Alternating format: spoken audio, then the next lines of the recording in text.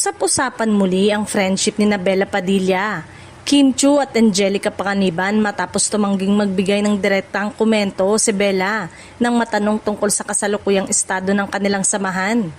Matagal nang napapansin ng ilang netizen na tila hindi na kasing active noon sa social media ang grupong tinatawag na ang Becky.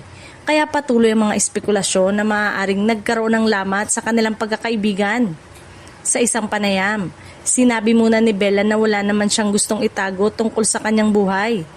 I'm an open book, I don't really like hide skeletons in my closet. There's nothing for me to hide also, pahayag ng aktres. Dito na siya direktang tinanong ng isang reporter kung magkakaibigan pa rin ba sila ni Kim Chiu at Angelica. Sa halip na kumpirmahin o itanggi ang anumang issue, maikli lamang naging sagot ni Bella, I won't talk about it here, thank you. Dahil sa kanyang sagot, lalo itong napag-usapan ng ilang netizen. May mga nagtatanong kung bakit pinili ni Bella na huwag sagutin ang tanong, habang may iba namang naniniwalang karapatan niyang panatilihing pribado ang anumang personal na usapin sa pagitan nilang magkakaibigan. Matatanda ang nauna nang kumalat ang mga haka-hakang nagkaroon umano ng lamat ang samahan ng tatlong aktres. May mga netizen ding nag-uugnay sa issue sa naging panayam umano ni Bella kay Boy Abunda.